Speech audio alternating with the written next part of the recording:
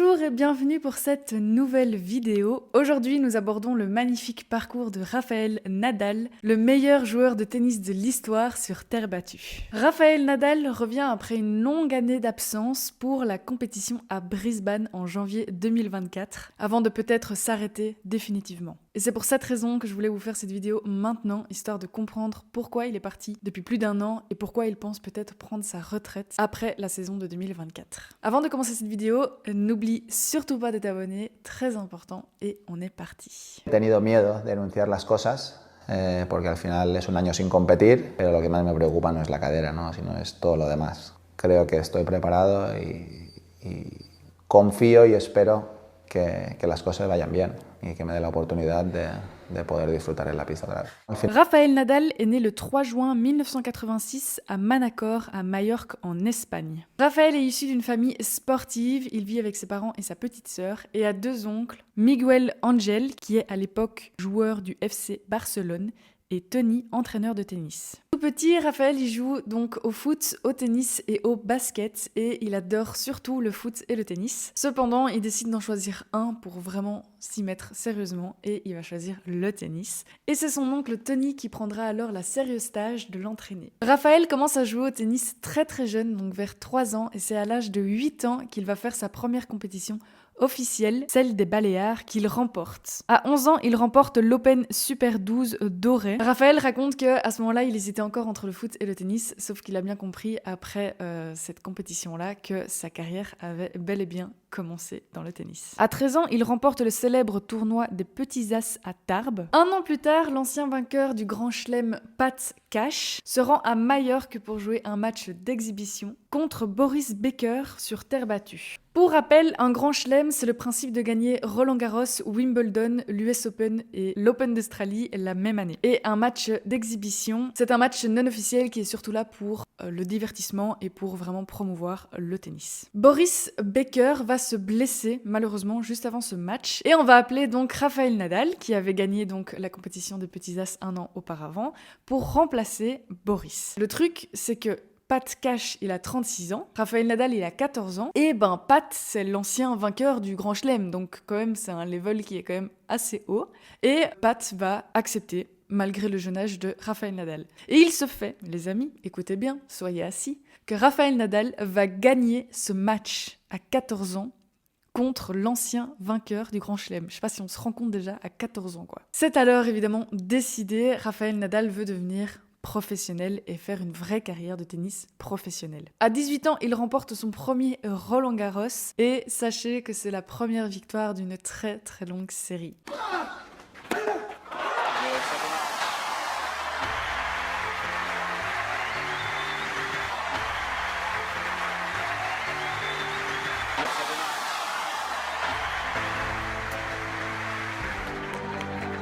À 20 ans, une blessure au pied gauche compromet la suite de sa carrière. Rafael doit alors s'arrêter quelques mois. C'était une fracture de fatigue. C'est une blessure qui est pas importante dans le sens où, dans le monde pro, ça arrive souvent. Sauf que, retenez bien ce détail de ce pied gauche, parce que ça va lui poser finalement beaucoup plus de problèmes que prévu. Bien sûr, Rafael Nadal, il va vite retourner sur les cours de tennis et à 22 ans, donc 2 ans plus tard, il devient numéro 1 mondial. À cette époque, c'était Roger Federer qui était déjà numéro 1 depuis longtemps. Il a 50 plus, Roger Federer. Et donc, voilà que le petit Rafael Nadal arrive et le détrône à 22 ans. Tout au long de sa carrière, Rafael Nadal a eu beaucoup d'adversaires, vous imaginez bien. Sauf que 2 sont revenus, Roger Federer et Novak Djokovic, qui est arrivé un peu plus tard. Entre 2005 et 2009, Nadal et Federer étaient dans le top 2 des meilleurs joueurs mondiaux. Et à partir de 2010, Novak Djokovic les rejoint parmi les meilleurs joueurs mondiaux. Donc c'était vraiment d'abord un duo et puis vraiment un trio où ils se partageaient tous les trois à chaque fois la meilleure place. Pour Nadal et Federer, 24 de leurs 40 confrontations ont été en finale. Nadal était réputé pour gagner principalement les matchs sur terre battue et Federer sur gazon et sur du dur. Sur terre battue, Nadal a gagné 14 matchs sur 16 et sur les autres surfaces, Roger Federer a gagné 14 matchs contre 10 défaites pour Nadal. Donc vraiment, on voit la différence. C'est d'ailleurs pour ça que Nadal dit souvent qu'il aime bien venir à Paris parce que Roland-Garros c'est français comme compétition et que Roland-Garros c'est sur terre battue et que c'est pour ça qu'il a gagné autant de Roland-Garros. Il était vraiment réputé pour être le meilleur sur terre battue. Entre Nadal et Djokovic, ils se sont rencontrés 59 fois et il y a eu 30 victoires pour Djokovic contre 29 pour Nadal, ce qui est vraiment énorme, clairement.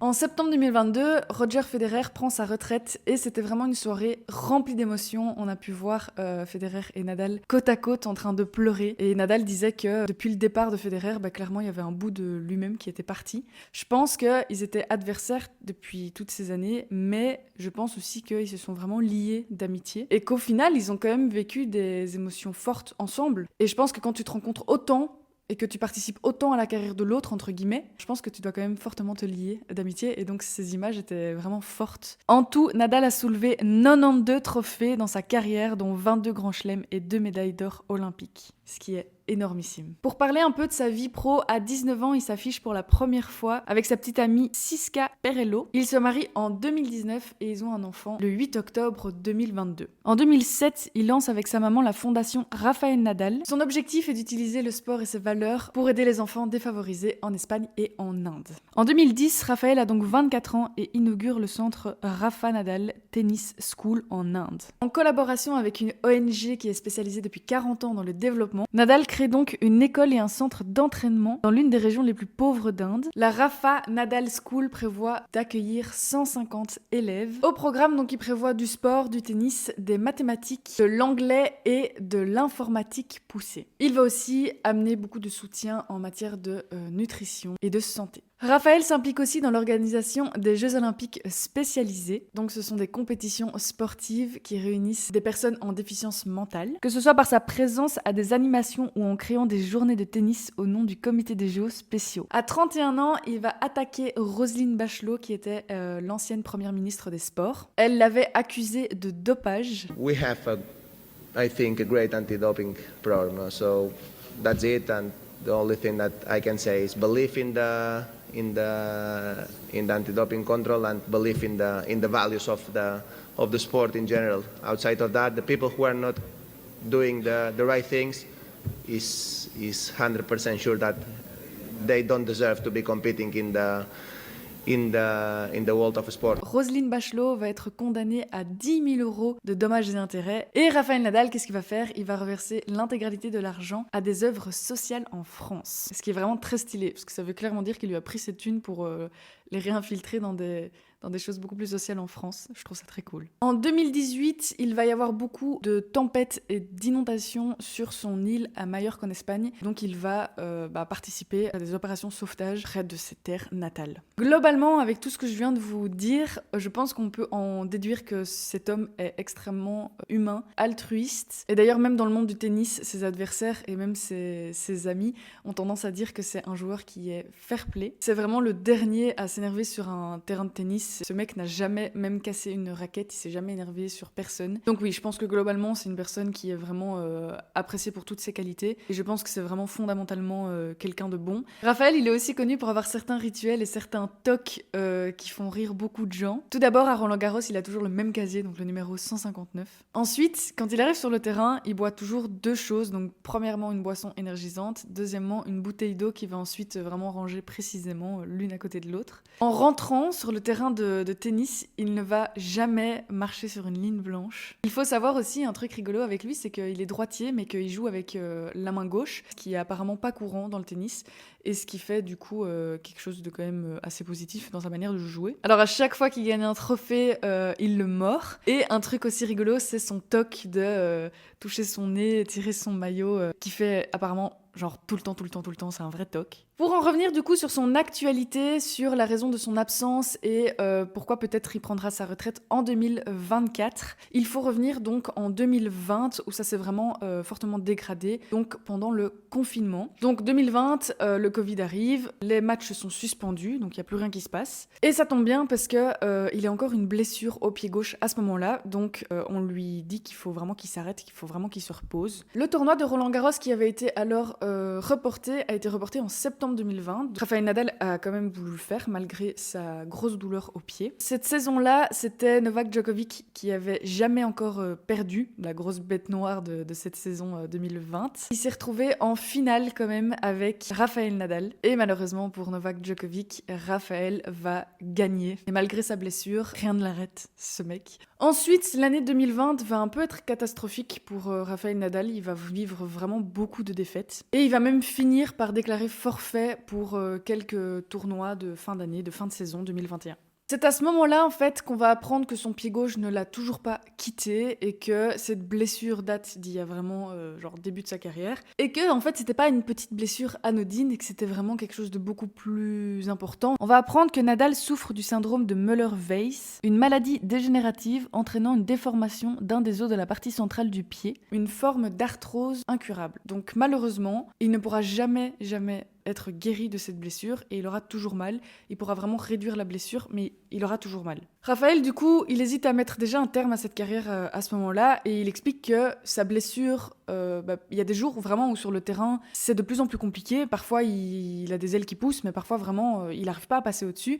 Mais il explique que c'est tellement fort que parfois, même dans sa vie privée et même avec son entourage, ça devient vraiment très difficile à vivre et que ça l'impacte vraiment, même psychologiquement. Il participera quand même encore à quelques tournois. C'est d'ailleurs en 2022 qu'il va remporter son 21e Grand Chelem. Mais malgré tout ça, ça devient vraiment compliqué pour Rafael Nadal. Et en plus de ça, il a un problème à la hanche, donc il doit se faire opérer du tendon du psoas. Et donc, il s'arrête le 18 janvier 2023. Depuis le 18 janvier 2023, on n'avait donc eu aucune nouvelle de Rafael Nadal jusqu'à début décembre, le 1er décembre, où il a posté une vidéo sur Twitter. He tenido miedo de denunciar las cosas porque al final es un año sin competir y es una operación de cadera.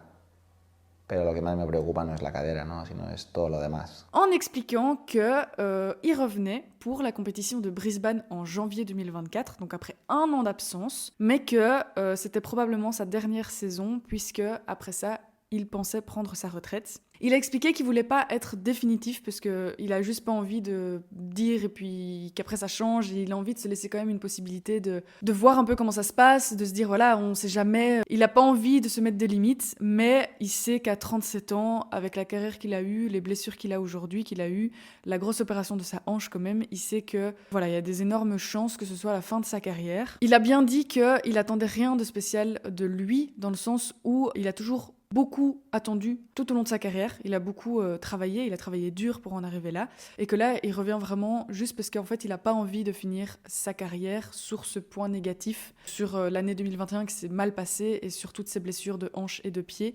Et qu'il a vraiment envie de terminer en beauté, entre guillemets, sa carrière. Creo que estoy preparado y confío y espero que las cosas vayan bien y que me dé la oportunidad de poder disfrutar en la pista otra vez. Al final es mucho tiempo, con lo cual espero, lo primero, pues sentir otra vez esos nervios, esa ilusión, esos miedos, esas dudas.